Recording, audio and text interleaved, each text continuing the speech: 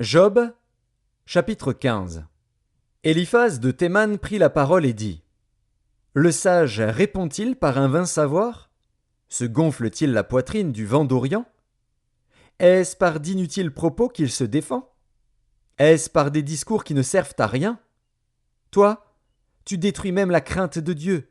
Tu anéantis tout mouvement de piété devant Dieu. Ton iniquité dirige ta bouche, et tu prends le langage des hommes rusés. Ce n'est pas moi, c'est ta bouche qui te condamne. Ce sont tes lèvres qui déposent contre toi. Es-tu né le premier des hommes? As-tu été enfanté avant les collines? As-tu reçu les confidences de Dieu? As-tu dérobé la sagesse à ton profit? Que sais-tu que nous ne sachions pas? Quelle connaissance as-tu que nous n'ayons pas? Il y a parmi nous des cheveux blancs, des vieillards, plus riches de jours que ton père. Tiens-tu pour peu de choses les consolations de Dieu et les paroles qui doucement se font entendre à toi? Où ton cœur t'entraîne-t-il? Et que signifie ce roulement de tes yeux? Quoi?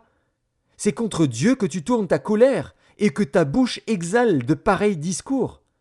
Qu'est-ce que l'homme pour qu'il soit pur? Celui qui est né de la femme peut-il être juste?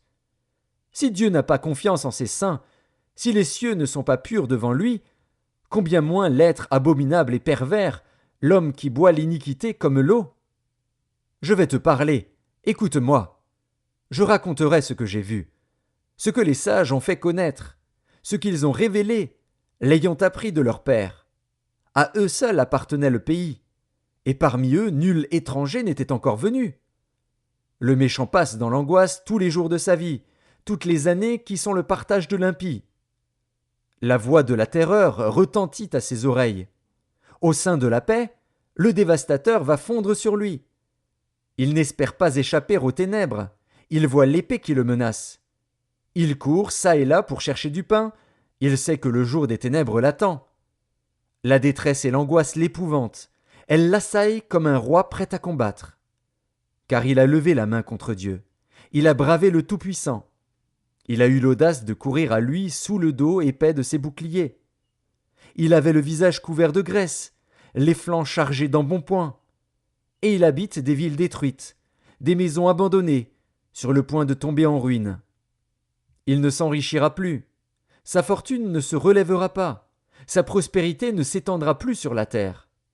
Il ne pourra se dérober aux ténèbres, la flamme consumera ses rejetons, et Dieu le fera périr par le souffle de sa bouche. S'il a confiance dans le mal, il se trompe, car le mal sera sa récompense. Elle arrivera avant le terme de ses jours, et son rameau ne verdira plus. Il sera comme une vigne dépouillée de ses fruits encore verts, comme un olivier dont on a fait tomber les fleurs. La maison de l'impie deviendra stérile, et le feu dévorera la tente de l'homme corrompu. Il conçoit le mal, et il enfante le mal. Il mûrit dans son sein des fruits qui le trompent.